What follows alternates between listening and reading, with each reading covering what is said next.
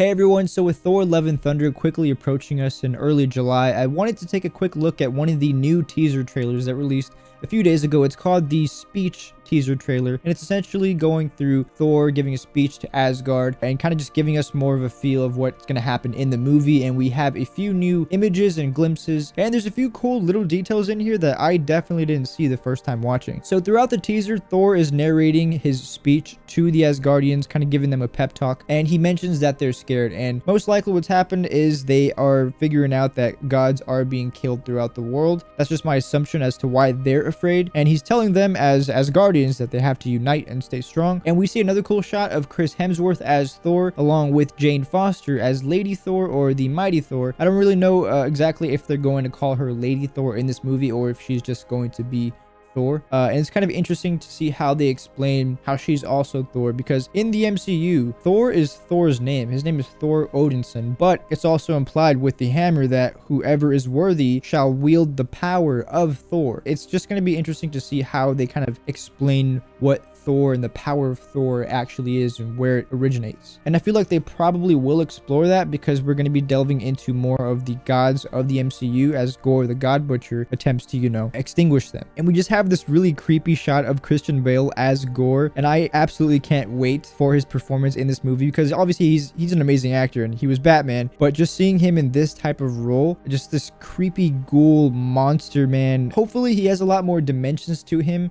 as a villain and more of a relatable story, as opposed to just I want to kill all the gods because I don't like them. Obviously his origins is that his family were killed and the gods didn't do anything, so he sees the gods as pointless and he wants to rid them as the frauds that they are. There's another fight sequence revealed on Olympus with Jane Foster helping Thor, and there's this really interesting moment where she launches the Thor hammer, but we see it break off into a lot of tiny pieces. So it seems like this hammer can actually deconstruct and reconstruct itself. Just because it was broken apart doesn't mean it was unusable. She's actually using bits and pieces of the hammer as projectiles, and that's a really cool use of a broken Thor's hammer, and I'm really excited to see what else they do with that. And I'm really liking the cinematography of this movie. There's this one shot of Star-Lord shooting his blasters, and it's just a really nice looking shot. And aside from that, I really like the armor aspect that he has now. It's not just classic Guardians leather suit. There actually is some like metal plating to that on the shoulders and stuff, which is a nice little update to the suit, because there's not really much else going on with it. And then we see Valkyrie fighting GORR with Zeus's lightning bolt, which is really interesting because either one of two things happened. Either Thor and his team stole it from Zeus to be able to fight GORR,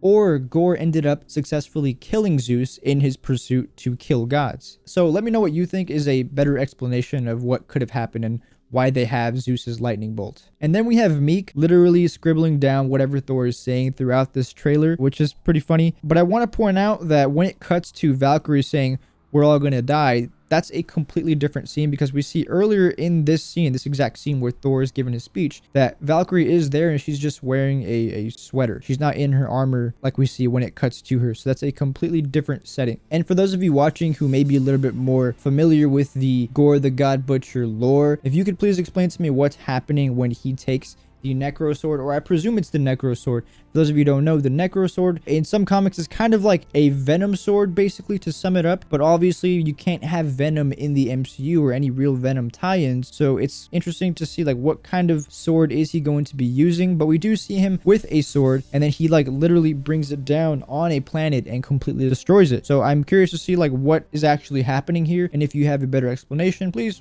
feel free to comment. And I wanted to point out one of the funnier moments from this teaser, and it's a small snippet of the Guardians, and we see Drax, Nebula, and Sean Gunn's character. I've never remembered what his name is, but we see him with Yondu's fin, and it seems like he hasn't actually mastered the art of whistle arrow shooting, because at least from what it seems like in this shot, he actually has it stuck up in his nose. He has an arrow in his nose, so he has some work to do there, but I think that's what's happening.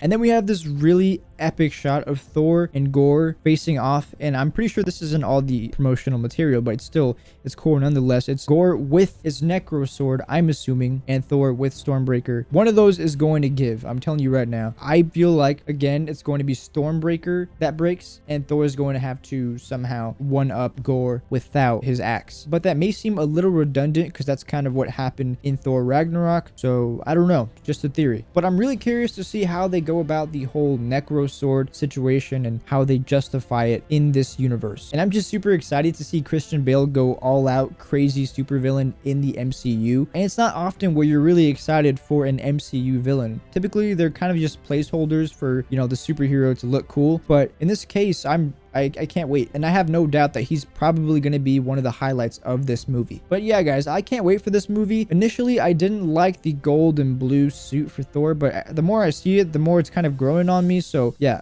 let me know what you think about this movie so far, and let me know what your #1 expectation is for this movie. That's enough out of me. I'll see you next time.